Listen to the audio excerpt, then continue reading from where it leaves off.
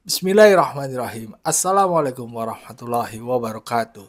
Sobat-sobat ngabarin kabar terkabar, semoga selalu dalam keadaan sehat walafiat, serta diberikan rezeki yang halal, berkah, lancar, dan juga banyak.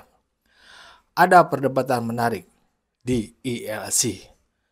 Dari duduk, berdiri, sampai nyamperin orangnya, suruh kasih lihat handphonenya. Siapa itu? Deddy Sitoris. Ya, Pak Deddy ini memang selalu berapi-api, emosi. Kalau ada yang berdebat dengannya, bahkan kalau pada saat berbeda pandangan, Pak Deddy ini pasti paling kenceng lah. Bahkan pernah hampir baku hantam dengan Bung Noel. Lawan yang setara.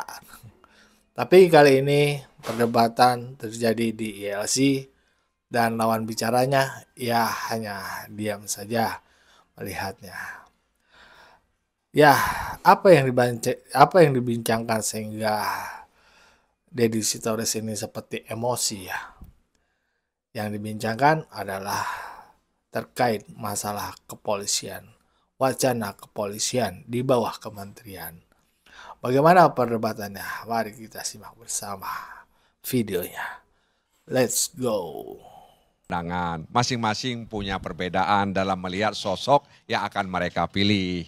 Ya, jadi tidak bisa juga digeneralkan, disamaratakan begitu. Toh ketika ada seorang komisioner yang menolak OTT, OTT tetap juga berlangsung kok di KPK. Itu yang tragis kan ternyata kawan-kawan menyetujui terlepas suaranya Nasir berbeda dengan mereka. Ya, maksud saya, ya itu kan kita bisa berbeda lah soal itu. Makanya itu yang saya bilang.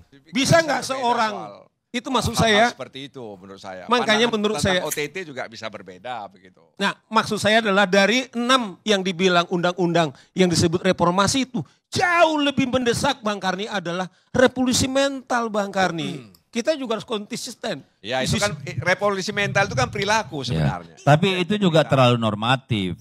Jadi kan barang ini abstrak nih revolusi mental. Yang perlu kita kan itu by design, by system, ya.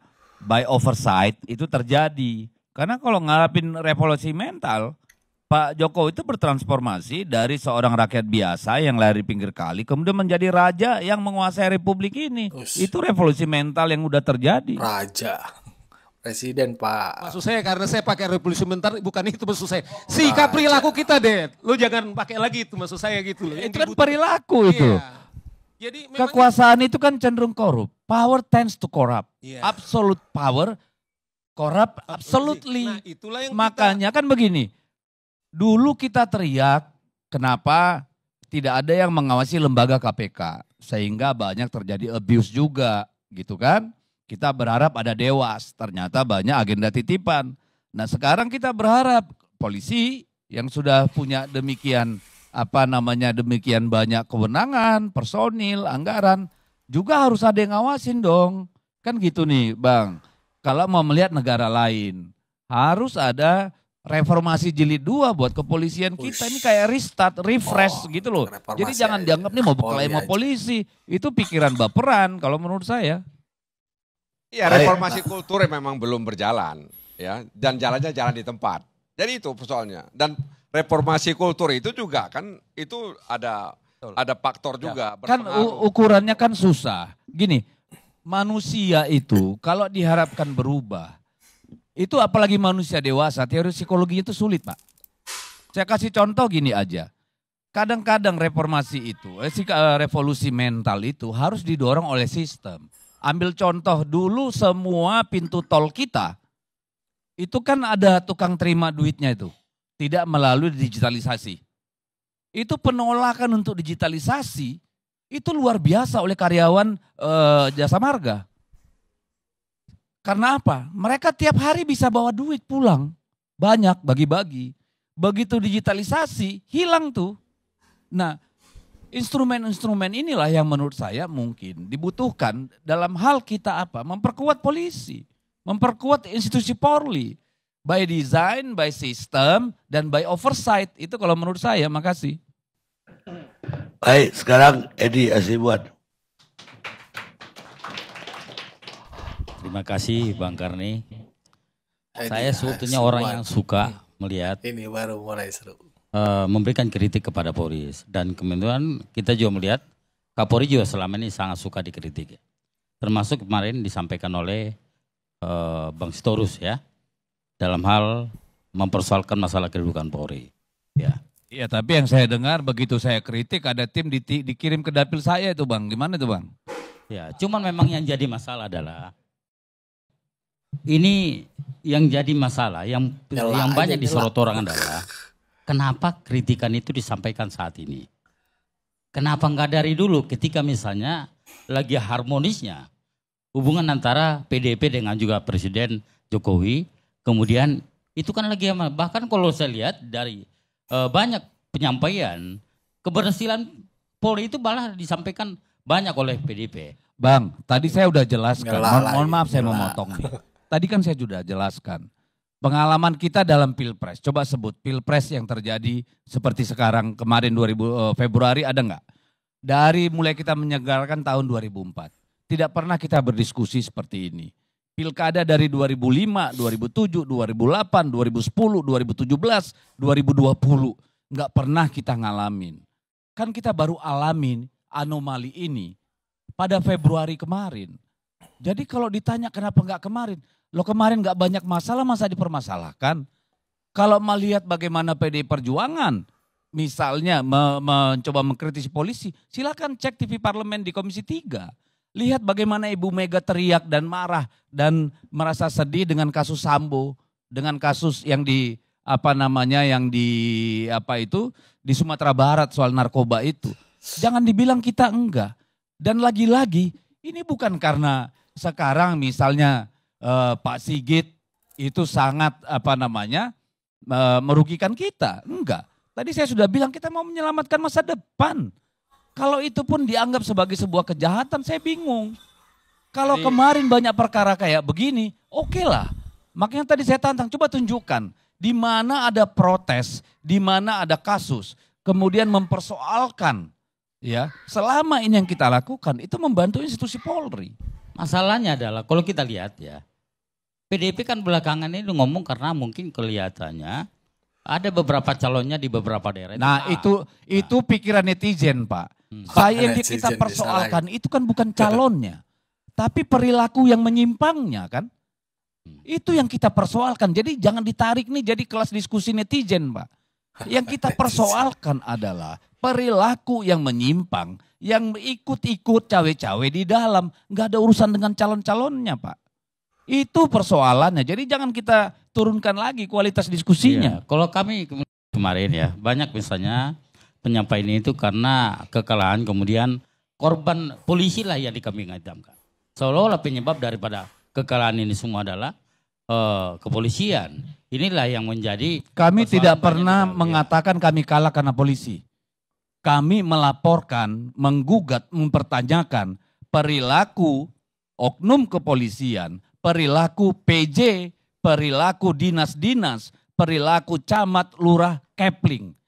Coba carikan saya statement yang mengatakan kami kalah ini karena polisi. Anda bisa temukan nggak? Jadi jangan, tadi saya sudah bilang, pertanyaan abang itu kayak diskusi kelas netizen bang. Yang kita persoalkan adalah apa? Cawe-cawe dan intervensi. Jadi ibaratnya begini, mohon maaf aku potong sebentar. Dulu ada orang pakai peci yang waktu kecil ya atau masih apa. Tiba-tiba pecinya udah sempit.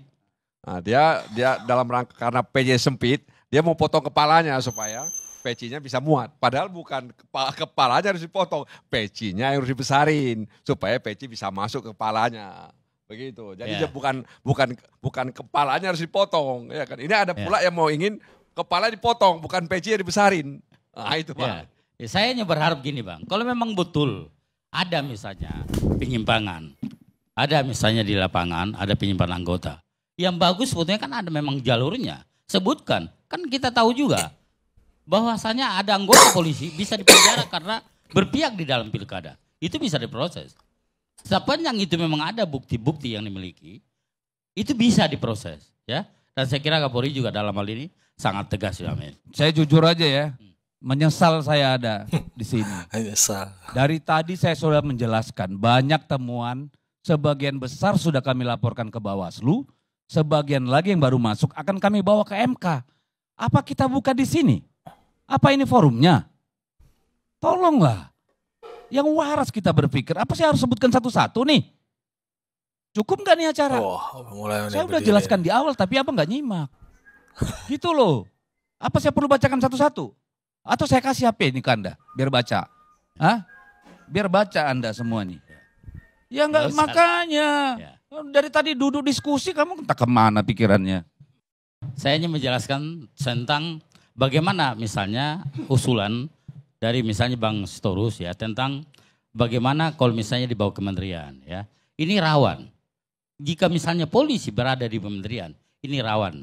Rawan bisa nanti tugas polisi menjadi amburadul. Saya nggak bisa bayangkan. Itu kan apabila- asumsi Anda. Mari kita Iya. kaji secara akademis. Jangan pakai asumsi. Iya. Tadi saya sudah sebut, Gubernur Lemhanas mengusulkan dengan kajian. Peneliti BRIN mengusulkan dengan kajian. Intelektual dari Brawijaya mengusulkan dengan kajian. Mari kita kaji sama-sama. Jangan dibunuh gagasan, Pak. Iya, Karena betul, itulah ya. yang membuat Iya. peradaban maju. Betul. Tetapi abang juga harus lihat bahwasanya banyak juga. Bahkan kalau saya berterima kasih kepada praksi kemarin yang mendengarkan apa yang menjadi aspirasi masyarakat. Bahkan menolak usulan ini menjadi Aspirasi masyarakat mana? ya masalah. Kalau mereka menolak, itu haknya mereka. Hak saya juga mengusulkan. Benar nggak? Ya, Bira, Saya ya. berhak Ya, mengusulkan, boleh, mereka ya. berhak menolak. Biasa aja, nggak ada masalah. Ya. Tetapi yang aneh itu, kita merasa semuanya sudah baik-baik, jangan diganggu-gugat. Pak, yang nggak boleh diganti itu kitab suci, Pak. Kenapa kita tidak bisa berefleksi setelah 25 tahun? Mari kita duduk bareng-bareng dengan kepala yang jernih, kita diskusi. Kalau akhirnya semua sepakat sudah ini sempurna, mendekati kesempurnaan di surga, nggak usah ganti apa-apa, Pak. Tapi kalau kita rasa masih kita perbaiki, perlu sempurnakan, ayo kita duduk. Ini bukan persoalan PDI Perjuangan, Pak. Bapak tahu bahayanya. Setiap saat orang bisa dikriminalisasi ketika dia tidak disukai oleh penguasa. Bahaya nggak? Buat apa orang bertarung dalam pilkada, dalam pemilu, kalau hasilnya bisa diutak-atik? Buat apa? Risikonya besar bagi peradaban, Pak. Itu yang ingin kita hindari. Maka wacana itu kita lontarkan dengan harapan ada konsensus. Tapi kan belum apa-apa. Fraksi-fraksi DPR bilang, udah jangan. Pak, negara mana yang tidak berevolusi? Institusi mana yang mandek, idle, tidak perlu dievaluasi? Lembaga mana, Pak? Semua kan ada konteks, ada teks. Dan yang namanya makhluk hidup aja itu berkembang, Pak. Apalagi institusi. Jadi kalau saya mengusulkan, dikaji dulu dong. Kalau mereka menolak dengan argumen-argumen yang benar, ya nggak ada masalah. Toh secara politik kita kalah cuma 16%, di sana 84%. Nggak ada urusan itu.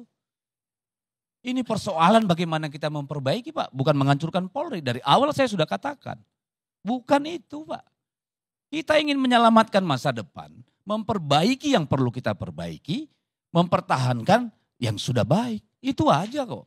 Jadi jangan dibawa kemana-mana. Kalau Pak pilkada apa, nggak usah diskusi kita, Pak. Itu kayak netizen, Pak. Minta ampun saya. Baik, baik.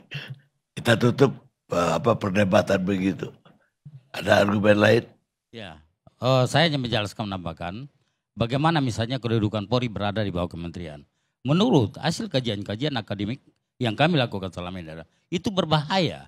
Kenapa berbahaya? Karena pertama bisa dibayangkan kalau misalnya Pak, Polri boleh di bawah saya dapat kementerian. kajian Bapak, Ya. Pak, untuk saya pelajari, Pak, Ya. supaya berubah Ya, pikiran saya. Ya. Boleh saya dapat Ya. kajian Bapak nggak? Boleh nanti. Ya. Nanti. Ya. Saya minta nomor Ya. Bapak, Pak. Ya. Kalau dalam satu hari Bapak nggak kirim saya bilang Bapak melakukan pembohongan publik. Kajiannya kasih saya.